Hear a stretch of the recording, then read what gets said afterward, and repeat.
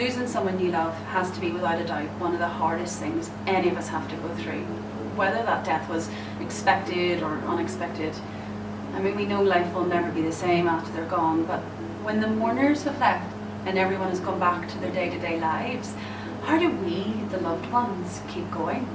Over the next 7 weeks, we'll be hearing firsthand from the experiences of those who've asked themselves that very question, and more than once. Join us as we explore the theme of grief and loss. YahYah, you're one of 4 sisters, and for me, you have one of the kind of closest family units that I know. And in the previous theme in relationships, Kathy talked about how it was witnessing your family set up and the connection that you have with your sisters and your parents that really convicted her that actually she needed to honour her family and spend more time with them. And your mum is one of those mums that just envelops everybody. She used to call me her Irish daughter. She just, for the minute she meets you, she brings you into the fold. And a number of years ago, you lost your mummy, Kiki, to a brain tumour. And I suppose my question is, you know, how do you even begin to cope with that kind of a loss? Yeah. So my mum was the most amazing woman in the world. We'll get through this. Yeah, I guess it just started when we moved to London around about 12 years ago. And my sisters had moved one by one, and she felt like we needed to be here, and so we moved over from New Zealand, and our whole family was here. And then it was maybe 3-4 years into our time here, and she was having really horrible headaches, and she had ME, myalgic encephalomyelitis. It took me so long to learn how to say that, where it meant that she would get tired quite easily, and if she had sugar, she'd have real come downs, and she was basically in bed a lot. And so because she had these headaches, we thought that it was to do with her condition, and then they got worse and worse, and we ended up having to rush her to hospital, and the guy, one of the doctors, looked at her and straight away and said, we need to take her into surgery, pretty much to save her life, because she had a brain tumor pressing up against the right side of her brain.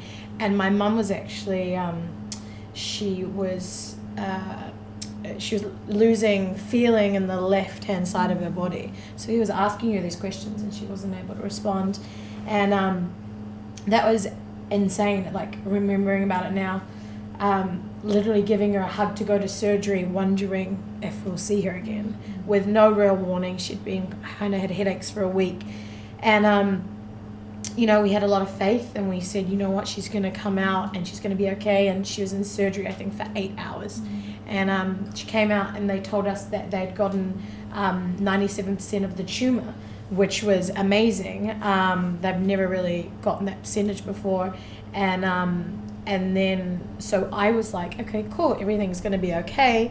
I'm going to get mum back. It'll obviously need to heal.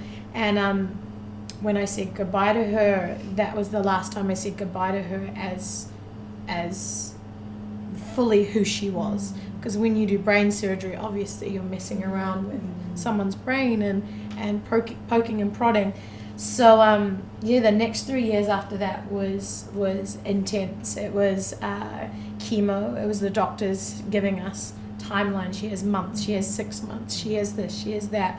And it was us as a family deciding that we're gonna come together, and we're gonna fight this, and we're gonna be her strength. And as horrible as it was, in between, so she had 2 brain surgeries. In between the surgeries, she actually got to come to Croatia for my older sister's wedding.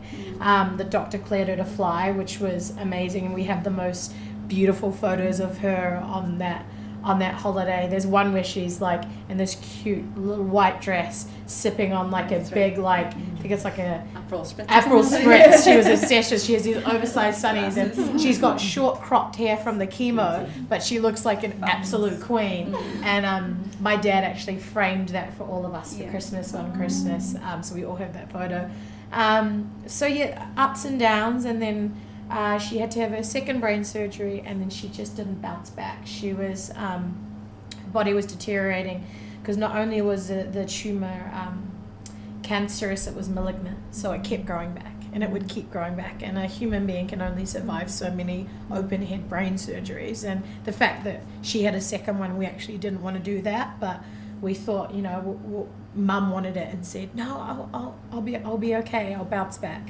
And she never did, and we ended up, me and my sisters, nursing her. So we had an actual hospital bed brought into Mum and Dad's apartment, and we her body was shutting down, so we would have to feed her and shower her and literally do everything for her because she wasn't able to do anything. The chemo was too strong, and the cancer was just taking over her body.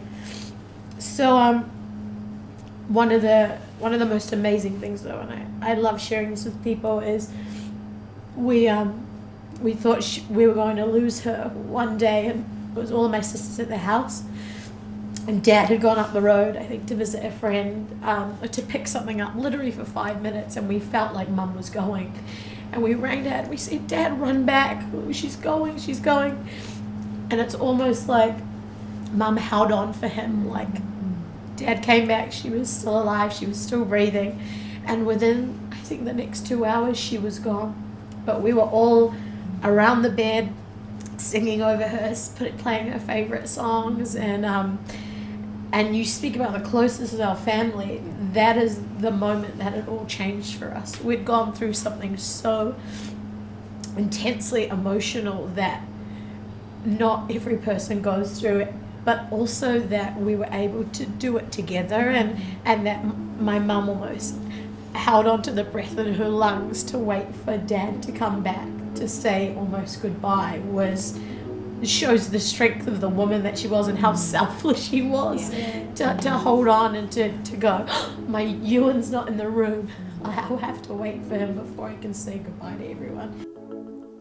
Next time on the 7 series. One thing I would say is there's so many different stages to grief.